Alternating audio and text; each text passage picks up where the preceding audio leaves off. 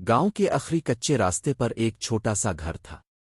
मिट्टी की दीवारें, टीन की छत और सहन में लगा एक पुराना सा नीम का दरख्त।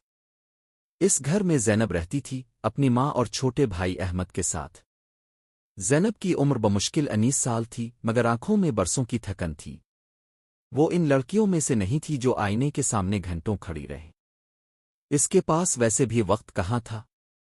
सुबह अजान से पहले उठना, पानी भरना, चूल्हा जलाना, अहमद को स्कूल भेजना और फिर खुद शहर जाकर लोगों के घरों में सिलाई का काम करना, यही इसकी जिंदगी थी। कभी कभी वो सोचती थी कि क्या जिंदगी वाकई बस यही होती है।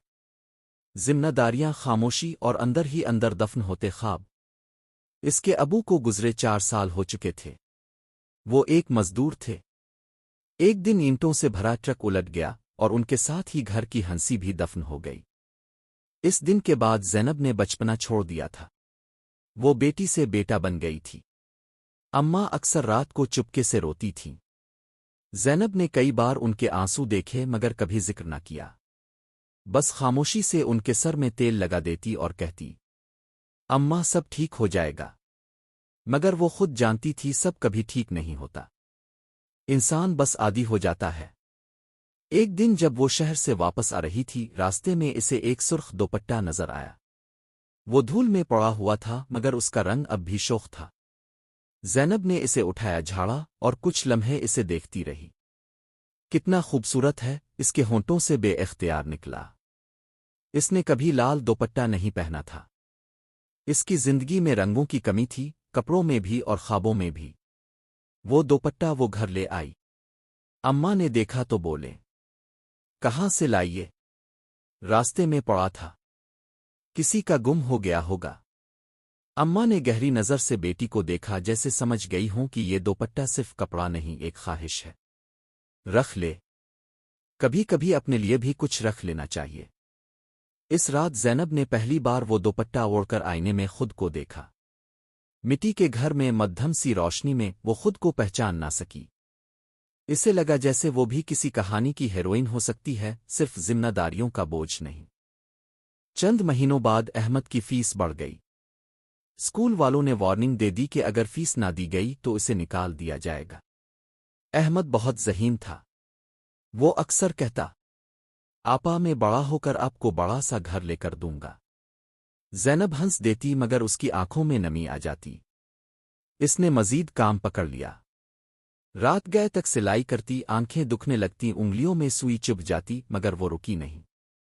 एक रात अम्मा ने कहा, बेटी अपने लिए भी सोच लिया कर। रिश्ता आया था तेरे लिए, मैंने मना कर दिया। ज़ैनब चौंक गई। क्यों मना किया? क्योंकि वो लोग जहेज मांग रहे थे और मैं अपनी बेटी को बोझ बनाकर नहीं भेज सकती। ज़ैनब ने कुछ न कहा। बस अंदर ही अंदर एक और ख्वाब दफन हो गया। सर्दियों की एक शाम जब धुंध पूरे गांव को लपेट रही थी, अहमद को तेज बुखार हो गया। दवा के पैसे नहीं थे। ज़ैनब इसे गोद में उठाकर शहर के सरकारी अस्पताल ले गई। लंबी लाइन, बेहिस चेहरे और थके हुए डॉक्टर। अहमद इसकी बाहों में कांप रहा था। आपा, मुझे नींद आ रही है। नहीं अहमद, आंखें बंद ना करना। देखो मैं हूं ना तुम्हारे पास। इस लम्हे ज़ैनब को लगा जैसे जिंदगी इससे सब कुछ छीन लेना चाहती हो। खुशकिस्मती से दवा मिल गई और चंद दिनों में अहमद ठीक हो गया।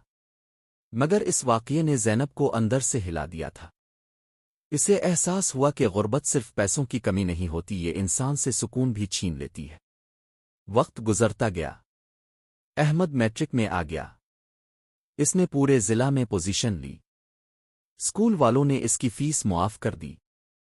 पूरा गांव मुबारक देने आया। अम्मा की आंखों में बरसों बाद फख्र की चमक थी। अहमद ने सबके सामने कहा, ये सब मेरी आपा की वजह से है। अगर ये ना होती तो मैं आज यहां ना होता। ज़ैनब ने नजरें झुका लें। वो तारीफ की आदी नहीं थी। इसी रात इसने वही लाल दोपट्टा निकाला और आसमान की तरफ देखकर आहिस्ता से कहा, अबू, आपका ख्वाब पूरा हो रहा है। मगर जिंदगी की आजमाइशें खत्म नहीं हुईं। कॉलेज में दाखिला लेने के लिए अहमद को शहर जाना था। हॉस्टल, किताबें, खर्चा, सब कुछ ज़ैनब के लिए पहाड़ था। اس نے اپنی ساری جمع پونجی نکالی مگر وہ کافی نہ تھی۔ ایک دن اس نے الماری کھولی اور وہ لال دوپٹہ ہاتھ میں لے لیا۔ اس کی انگلیاں کپکپا رہی تھیں۔ وہ اسے بازار لے گئی۔ ایک دکاندار نے کہا، یہ تو عام سا دوپٹہ ہے، زیادہ قیمت نہیں ملے گی۔ زینب نے ہلکی سی مسکراہٹ کے ساتھ کہا، جتنی بھی دے دیں۔ اس نے وہ دوپٹہ بیچ دیا۔ واپس آتے ہوئے اسے لگا جیسے اس نے کوئی قیمتی چیز کھو دی ہو، مگر اس کے دل میں سکون تھا کیونکہ وہ ایک خواب خرید رہی تھی۔ سال گزر گئے۔ احمد نے تعلیم مکمل کی۔ شہر میں اچھی نوکری مل گئی۔ اس نے سب سے پہلا کام کیا، گاؤں جا کر ماں اور بہن کو شہر لے آیا۔ نیا گھر تھا، پکی دیواریں، صاف فرش اور کھڑکیوں سے آتی روشنی۔ اماں اکثر کہتیں، یہ سب تمہاری محنت کا صلہ ہے زینب، مگر زینب خاموش رہتی۔ اس کی آنکھوں میں اب بھی وہی نیم کا درخت اور کچا صحن بسا تھا۔ ایک دن احمد بازار سے آیا تو اس کے ہاتھ میں ایک خوبصورت پیکٹ تھا۔ آپا آنکھیں بند کریں۔ زینب ہنس دی۔ اب کیا لے آئے ہو؟ بس بند کریں۔ اس نے آنکھیں بند کیں۔